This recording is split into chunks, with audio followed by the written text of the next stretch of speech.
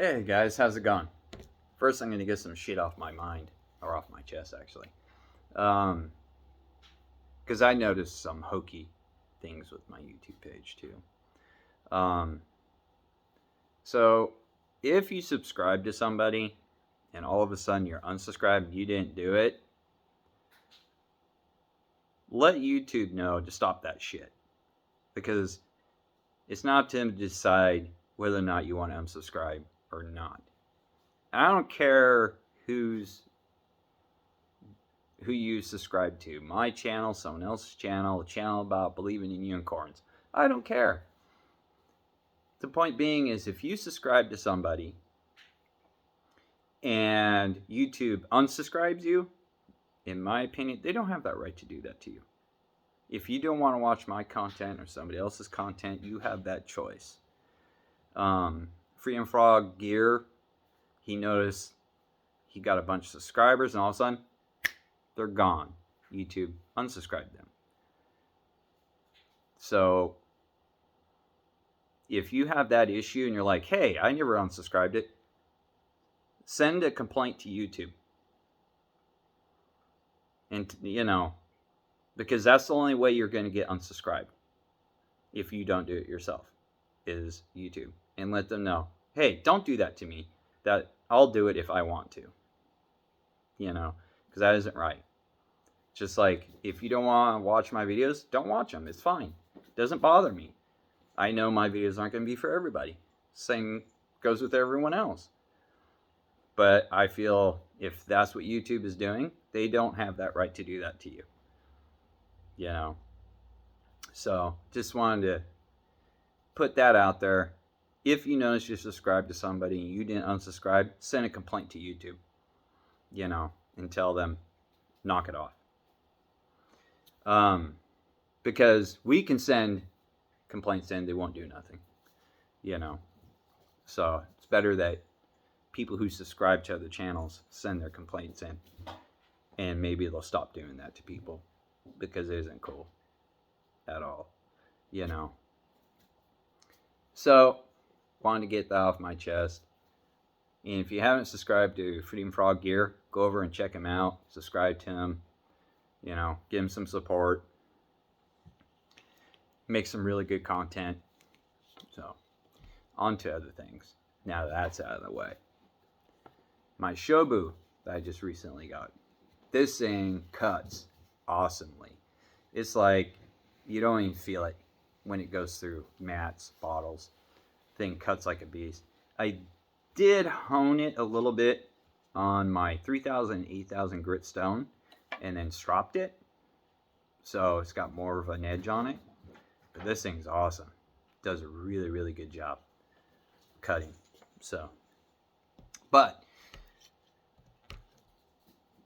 what I wanted to touch on is Joe from over at Steel Forge and Fire. If you haven't checked him out, go over and check out his channel.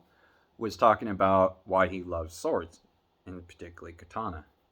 And I understand some people have a hard time understanding the mindset of like the samurai. There's tons and tons of stuff like on European chivalry and whatnot. And a lot of people can get it. But when it comes to sometimes like the samurai and stuff like that, people think it's more of a mysterious type thing, or it's like, well, how is it they can think that way? Like, because samurai are not afraid of dying. They embrace it. And that all stems from their belief systems. A good way to really get in their mindset, I'm not even going to touch on the Book of Five Rings. Anybody who's into katanas or martial arts has heard of that book. But there's also other books out there that are really good, that if you want to kind of understand a little bit more, some of these books will actually kind of help you to understand. And one of them, which I already told Joe about, is this one right here. The Hakugura. Highly recommend this book. It's from Yamamoto That's his first name. It's translated by William Scott Willson. This is not the full edition. This has been edited down because the full edition has like poems and everything else in it. It's a collection. Yamamoto was a samurai. He became a monk because during the Edo period it was outlawed. You could not commit seppuku. They outlawed it. So he became a monk, and he never experienced battle himself.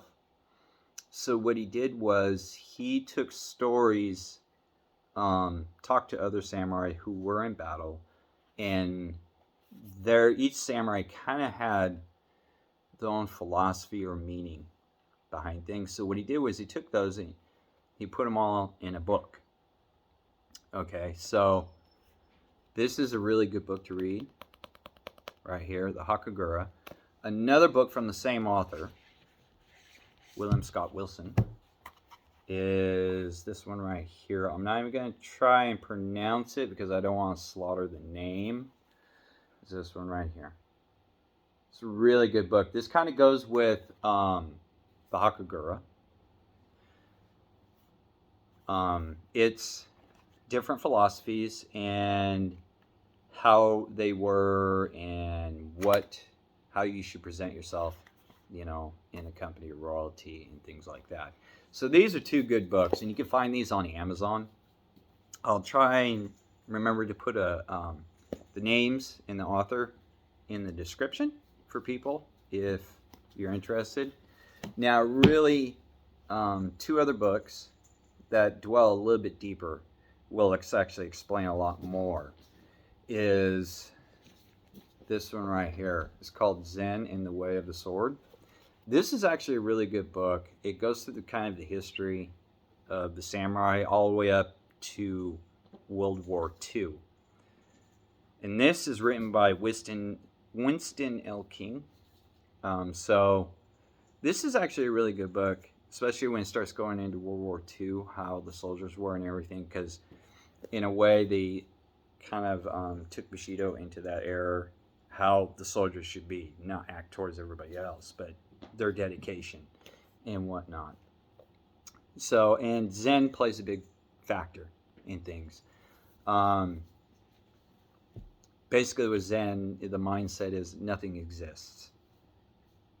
It's what we perceive. So, this is actually another really good book to read. And for the heavy readers out there, is this one. It's called Secrets of the Samurai. And this is written by two authors. Oscar Ratti, I think is how you pronounce it, and Adele Westbrook. And it's a very big book. Okay. I'm pretty sure you can find this one on Amazon as well, too. This gives an extensive history on the samurai, on their armor, the armor they would put on their horses, the type of weapons they used throughout the centuries, and all kinds of stuff. This is also another really good book. So this is more of an in-depth kind of than this one, because this one, I mean, it touches on stuff, but it doesn't go really deep like this one does. It literally goes through, talks about the Yumi, which is the Japanese longbow. It talks about the Yari, the Naginata, the Tachi, their armor, what each piece of the armor was called. It breaks it down in there and whatnot. So it's a really good book. Like I said, for the heavy readers, it's a really, really good book to read. So if anybody's interested in really getting to know like the history and why the katana is so important to them, these books, especially the last two, will explain a lot to why it's so important to them. Not just that it was their lifeline, because during the Edo period, most samurais during the Edo period, which they call the Long Peace, it was like 260 years of peace for their country. never even had to draw their sword. I mean, but they still had to carry it. So there's some samurai that it never left their saya. You know, so it's a totally different perspective, you know. Even though they're required to carry it, I think that's kind of neat that they could keep peace that long, even though their laws during that time were very strict, though. In fact, it was so strict, if you had a confrontation with another person and you just did that, you took full responsibility of what happens. And if you can't justify just showing the hibaki, you could be either imprisoned or executed for it. So, very strict laws during that time. But still, it was an essential piece for them. So, thought I'd throw that out there. 4 good books that you can read. I have other books, but I can't find them right now.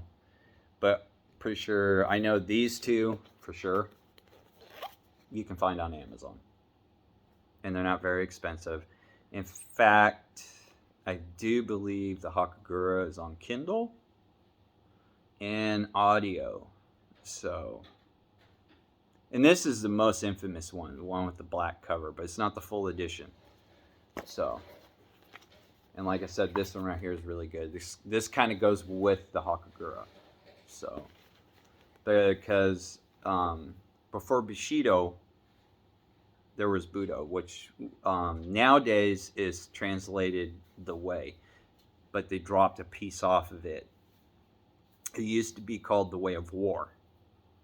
So once it kind of went into the Edo period, they dropped the war part off. So now it's just known as the Way. That's why in Japanese martial art you always hear Budo. They're talking about the way of karate, the way of the sword. That's what it's representing. So that's all I have for you guys. Like I said too, if you subscribe to somebody, like I said, I don't care what videos, who you subscribe to. If you notice you're unsubscribed and you didn't do it, let YouTube know. Tell them to knock it off. You know. So talk to you guys all later.